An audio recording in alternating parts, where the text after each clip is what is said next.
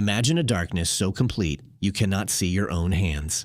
No streetlights, no screens, no moon tonight, just you, a dying fire, and the sound of something moving in the black.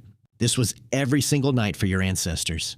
And they were afraid, deeply, constantly afraid. But their fear's the reason you are alive. So what did ancient humans actually fear? Start with the obvious. They were not the top of the food chain. They were prey.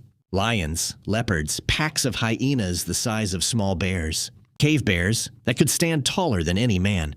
Sabre-toothed cats with teeth like daggers. And eagles big enough to carry off a child. This isn't a guess. We have the bones. One of our earliest ancestors, a small child, was killed by a giant eagle. We can still see the talon marks in the skull. For millions of years, something was always hunting us. And almost all of it hunted at night. That is why the dark itself became the enemy. Not the darkness. What the darkness was hiding. Beyond the firelight stood a wall of black, full of eyes. So they pulled close to the flames. Fire did more than warm them. It kept them alive.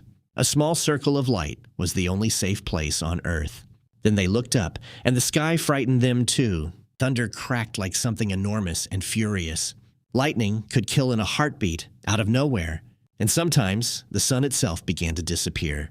An eclipse, the one thing they trusted, vanishing in daylight.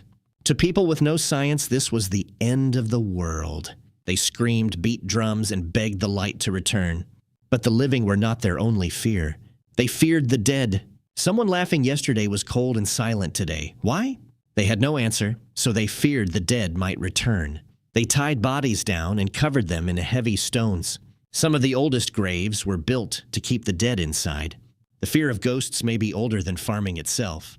Then there was a slower, grinding fear. Hunger. No stores, no fridge, no next meal promised. If the hunt failed and the plants withered, you starved. Winter was a months-long test you could lose. Every cold season, some camps never saw spring, and death could arrive invisibly.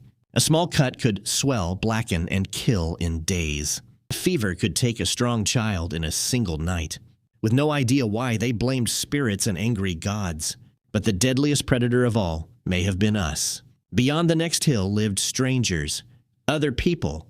They might trade with you or kill you for your land. Ancient mass graves show entire groups slaughtered by other humans. A stranger on the horizon was a coin flip between friend and death, which led to a quieter terror, being alone. Cast out from the group, you had nothing. No one to hunt beside, no one to keep watch as you slept. To be exiled was a slow death sentence. That is why, even now, loneliness can feel like danger. And beneath all of it ran the fear of the unknown. A comet, a blood-red moon, a child born wrong. Every strange sign felt like a warning from something vast. They lived in a world they could not explain, and that is its own kind of terror. But here is the beautiful part. Every single one of these fears kept them alive. The ones who feared the dark stayed by the fire and lived. The ones who feared snakes pulled back their hand in time. The fearless and the careless did not survive to have children. Fear was never weakness. It was our first survival tool, and you inherited all of it. The jolt when the lights suddenly go out, the prickle on your neck when you feel watched, the snake you flinch at before your eyes even focus, the deep ache of being left out and alone. These are not flaws, they are ancient gifts, passed down, hand to hand, for 100,000 years. You are the descendant of the ones who were afraid and survived. That is your drift point. Follow for more of the story hiding inside you.